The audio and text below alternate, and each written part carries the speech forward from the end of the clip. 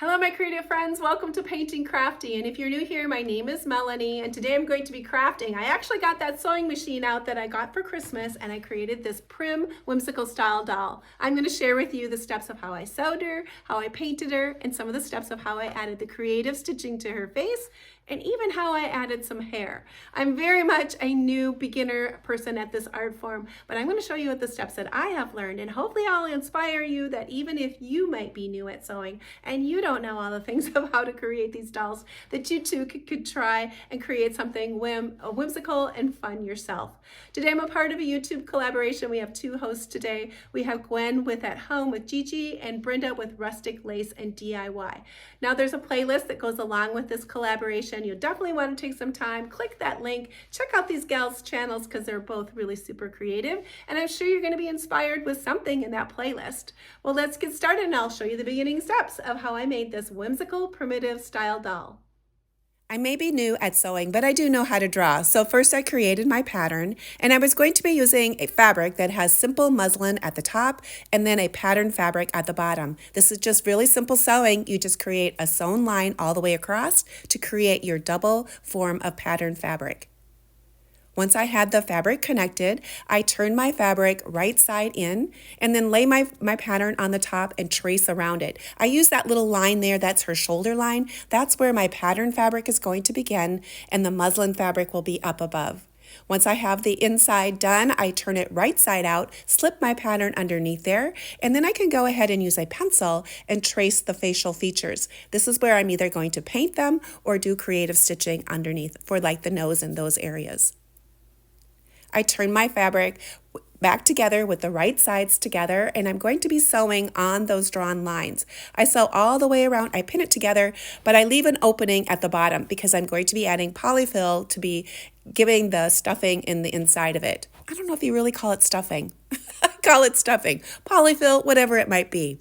Once it's sewn together, I take my scissors and I cut all the way around, kind of like to add a seam allowance. I'm just using a regular scissors. You could use pinking shears for this if you wanted to, but the extra step that I like to do for this is once I have the seam all the way around, I like to do little snips into the fabric. This is going to allow that fabric to lay a little bit smoother and to stretch a little bit more, especially around the neck area where it kind of curves in. If you do this, you're going to have more of a bendable fabric.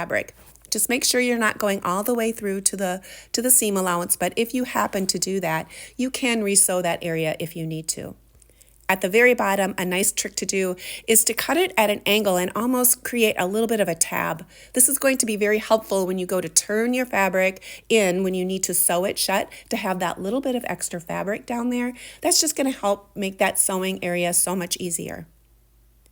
I wanted to mention I also have this pattern for sale, so if you'd like to try making it yourself, you can click the link inside of my description box or even click this QR code and that'll take you directly to my Ko-fi shop.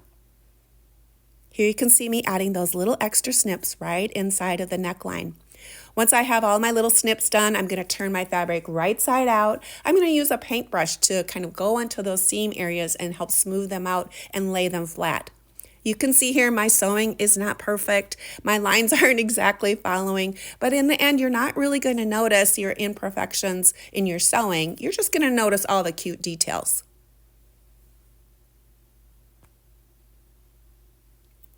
The next step is to add the painted details with acrylic paint. So I wanted to add a little bit of a template in between my two pieces of fabric. This is going to help block the acrylic paint so there's really no chance of it seeping through to the back side. Acrylic paint is very permanent on fabric, so I want to make sure that wherever I put acrylic paint, I'm okay with it being there.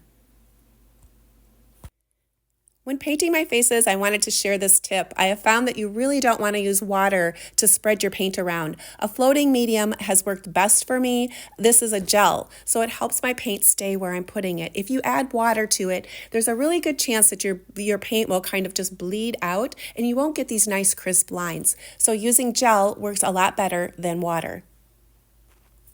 I'm using 3 colors for the eyes in acrylic paint, and I'm going to be adding some color pencil in the end to add just the shading and all the extra details. But first I'm adding the paint. I'm using some small little round brushes for this. I'm going to be creating the whites of the eye area. Now these are all drawn on the pattern, so if you purchase it, you'll know where to put them. And I'm going to be using the next layer up will be this blue color, and in the middle will be the black. Just take your time and paint these areas. And if your paint is starting to drag a little bit, add some more floating medium to it. Now your paint's going to look a little brighter when it's wet than when it dries. So you're going to need to add a few layers. So put a layer on, let it dry, and then you can add additional layers as you need to. The lips and the eyes are basically color book style painting. You mostly just follow the areas that are drawn out. The only caution I give you is that acrylic paint is very permanent when it's on fabric, so you want to make sure you're not getting it any other place that you don't want that acrylic paint to be. If you happen to get a little spot on the fabric that you don't want it where it is, you can always try just a little rubbing alcohol on a Q-tip and rub that area slightly and see if you can remove it a little bit. To add the cheeks, I'm using a soft nylon brush and scrubbing it on my palette, but I'm also rubbing it on my hand. And when it feels dry, I know I have enough paint removed to go ahead and create that soft blush look. You want to start slow and go and build your colors up gradually. You can always add more, you just can't take it off once you get it on there. Once all of my acrylic painting is done, I'm going to go ahead and coffee stain them. My favorite recipe to use is 1 tablespoon of instant coffee to 1 cup of water. I'm going to dip them in and then give them a squeeze and then lay them with their face side up. You're going to have little darker areas on the back of the head after baking them in the oven. That's just because wherever they touch the pan, the area will be darker. I never put their faces down. I don't want those darker areas on the front of their faces, so I always leave the heads with the face side up and the back of the head down. I'm going to put this in the oven at about 200 degrees and just let them dry. Once it reaches 200, I usually shut the oven off and just let them sit in there until they're dry. If you don't feel comfortable using your oven to dry these pieces, you can always just lay them flat on your cookie sheet and let them dry naturally. A tip I wanted to share that I've learned that once my pieces are dry from out of the oven, if there's some darker areas that you're not too keen on the front of your face, you can always use a little bit of water and go ahead and apply water and softly scrub that area. But you want to do it over your whole piece mostly. If you do it just in one area, you're going to get a stronger dry line where that water ends up being wet and dry. But you do have a little bit of flexibility even once your piece is completely dry. Here I'm adding more acrylic paint on my cheeks because I needed to darken that area. The reason why I added the acrylic paint first is because that's going to dry permanent and I don't have to worry about it interacting with any of the coffee stain. But I want to add the colored pencils next. There's a possibility, or even some of the ink that I use, there's a possibility that it could interact with the water and I might get some ink that might run a little bit, or some of the color pencil that's going to really soften too much and you won't be able to see it.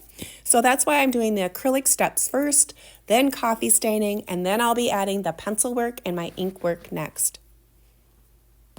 Up next, I'm going to be adding some details using Prismacolor's Premier line of color pencils. Color pencils are a wax base, and the Premier line has more pigmentation in the color, and it's one of my favorite color pencils to use.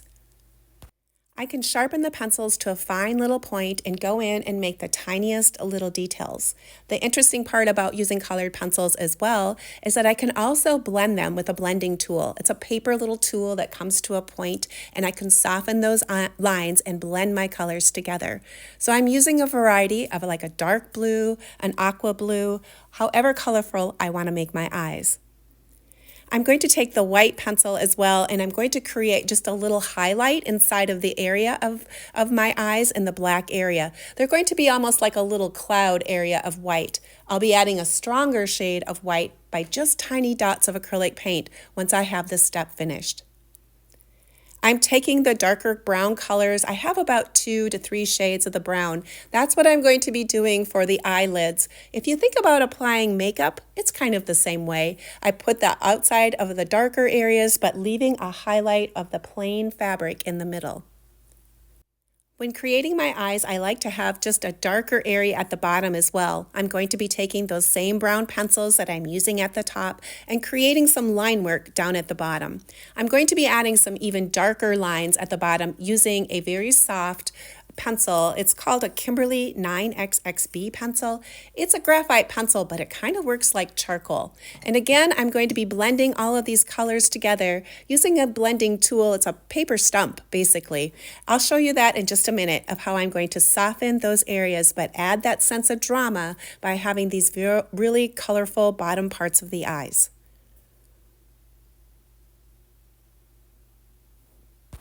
Here you can see me adding the blending technique using that little paper stump. You can see how it comes to a nice little point. I'm able to rub my colors and they just soften and blend so well with this little blending tool. I can add very subtle shadows as well, just with that blending tool, because now it has color on the end. I can do it on the sides of the nose, at the top of the eyebrows, and perhaps just a little bit underneath her bottom lip. The last tool I'm going to be using to create little fine details is a micron pen. I'm using them in a tip size of a 005. The largest I want to go is a 01. The smaller the better. These are smaller little details, and I'm coming in and adding just the finest little black marks. I'm adding little iris marks inside of her eyes. I'm going around her eyes a little bit to add some more angular lines, and I'm using them to create little dash marks for the eyebrows. Now when you get to the lips, you may or may not want to use a micron pen. The line may be a little bit too harsh or too dark for her lip line. You can come in and easily use just your pencil to create your lip line if you feel more confident doing that. Now to bring this little gal to life by adding some sparkle to her eyes. I'm going to use bright white paint in a small stylus to add the little dots of highlights to her eyes. I'm going to add 2 small dots to the right hand side of that one eye, and then go to the other eye and put it on that right side of that eye. It's important to make sure that you're putting your highlights on the same side of the eye. That way your eyes won't have this real wonky look to them, is to keep your highlights on the same side. So if you put them on the right on one eye, you need to put them on the right on the other eye. I'm adding just the smallest little dip, dot, drag mark where you put your stylus down and then kind of create a little comma mark as a little highlight on the left side of her eye. I'm going to be adding some little cheek highlights as well, 2 little dots on each of her cheeks and a small little swoosh of white on the bottom of her lip.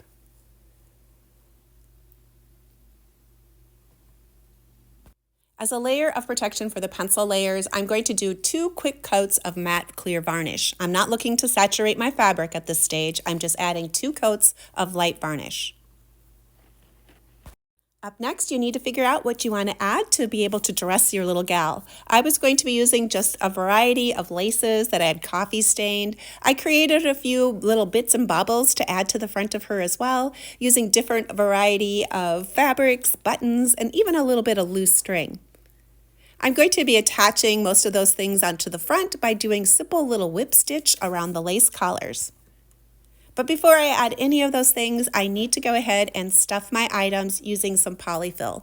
I like using the polyfill. It adds just a nice quality and denseness to my items. You can put that polyfill in there, but then you need to really pack it in there and make sure that you're getting towards the ends of your doll. I like using a stuffing tool as well. It's basically just a stick with a blunt end on it, and I can stick that in there and poke my fabric to the edges and making sure I'm filling it quite well. You're going to use more stuffing than what you think. This big bunch of stuffing that I have in front of me wasn't enough to even do one doll, so you're going to be adding a lot more than what you think. Just take your time, just pack it in there, and then when you get to your neckline, you're going to make sure that you don't have any big creases. You're going to add that stuffing in there until your doll is nicely filled.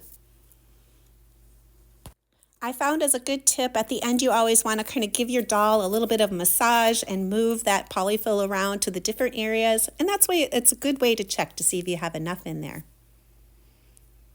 The final step to this process is to go ahead and sew that bottom shut now that once you have the stuffing in. These little clips that you can buy in your sewing stores, usually in the quilting area, really are helpful. It's like having an extra hand. You can clip that fabric mostly closed and then take your needle and just whip stitch that bottom closed. Whip stitch is basically just an up and over stitch. Simple, simple, simple.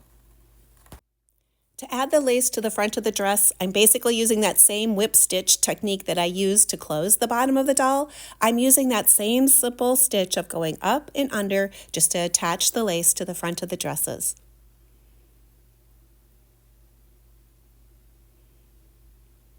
To create the hair for my dolls, I was going to be using yarn and attaching it with embroidery floss. I created little bundles of hair of 2 pieces of yarn each time. I take the embroidery floss and start to the back of kind of an area of where I wanted my part to be. I start from the back of the head and then go to the front of the forehead. Once the embroidery floss is all the way through, I can lay my yarn cluster down and then go up and over and go back through the holes or close to the holes I just made and make a little knot to attach my cluster of hair. Before I pull the knot tight, I want to make sure my yarn is kind of even on each side, and then I'm going to continue on and add the next cluster of hair the exact same way. So I take my next cluster, lay it down next to my other one, go up and over and then back through to make a knot. And I just continue down that way. I use about 3 clusters of hair to create this look for my dolls. I've used this hair technique once or twice before. This time I wanted to create just a little bit more creative look. I was going to be using some hot glue to create more of a twisted hair look at the back. So I took some hot glue, just a little bit, and I created these little spirals in the back of her head. I was going to be placing a little bun on the top using the same yarn, but this was what it was going to look like on the back. So I basically added just a little bit of hot glue and created these little spirals into the back of her hair. To finish off the hair, I use my heat tool to melt any of the glue strings. If you use hot glue, you know what I mean. You get those little kind of wispy strings of hot glue that you don't want. You can use your heat tool to easily remove those. And this is what she looks like when she has her hair all done up. All 3 of the dolls have different hair. This was just the look I created for this little gal. When you go to finish these dolls off, you can get as creative as you want. I love adding small little details, so I created these little buttons that would be kind of like a button patch. They all have a heart of some sort. I did use a button, and I always add a string to my buttons because I don't like naked buttons. So I added some string to the buttons, and then each of the gals have a different look for that part. All of their hair have some of that kitchen towel dyed coffee fabric in there, ripped to create some sort of ribbon look. So this gal has some ribbon at the top of her hair. Some of the other ones I created, they had braids, so I added some of the kitchen towel that way. And the final one has some little buns on the side of her hair. So I got pretty creative with the hair this time, and I thought they all turned out super cute. I did coffee stain some of these little white flower clusters as well when I had them out, just to add a little bit of coffee stain to those. So all 3 girls have some little flowers in their hair as well. There's the detailing I wanted to show you of how you can stitch the nose, and I'm going to show you on a separate piece of fabric in white and some darker thread so it'll be easier to see. I'm going to be creating the stitching where I come through the back of my doll and then come up on the line that I've drawn for my nose, make a stitch. Then I'm going to come underneath on the opposite side and take another stitch and come down the pencil line. And then I'm going to go directly underneath that fabric across and make kind of a ladder step. So if you think of ladders, of a rung of a ladder going across, you want to go to the opposite side straight across. So I've got 1 stitch on my left side, 1 stitch on my right side. Now I'm going to go down and take another stitch, go under my fabric straight across. It works easy to turn your fabric to get your stitches a little bit straighter. Come all the way across, pull your thread, and that creates your next stitch. Now come across your fabric, go down under, come under your fabric straight across, and take your stitch. So you're going every other area. Now I'm going to come down again, go directly across underneath my fabric, and take my next stitch. I'm getting close to the bottom, so I'm going to end at the very bottom of my nose, come all the way across on the other side. And this time when I go up, or when I come out, I'm going to go up and over and back to the same direction I just started. That's going to create that straight line across my nose. I'm going to go under and then come up next to where I had already come out once, and that's going to make my straight line. And then I'm going to start going up the nose in the same manner. So now I have my straight line. I'm going to fill in that next mark. I'm going to come up, go down underneath my fabric, come up across, straight across,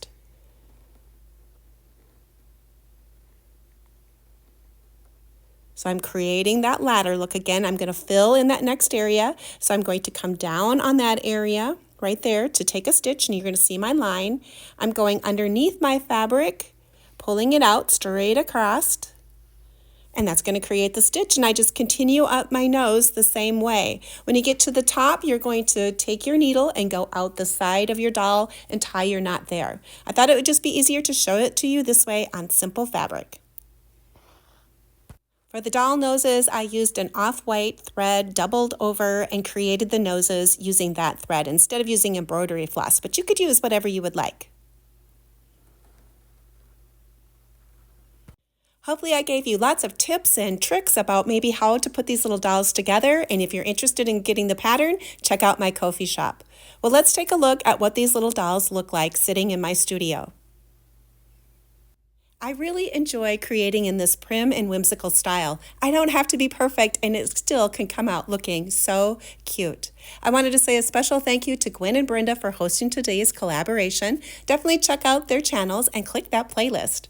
If you're new to my channel and you like doing art and crafts, come on over and see what I'm doing. I'd love to have more creative friends join me. Leave me a comment, give me a thumbs up. It really does help YouTube push my videos out there. Well, thanks for joining me today, and hopefully you'll come back and join me again, and perhaps next time you'll create right along with me.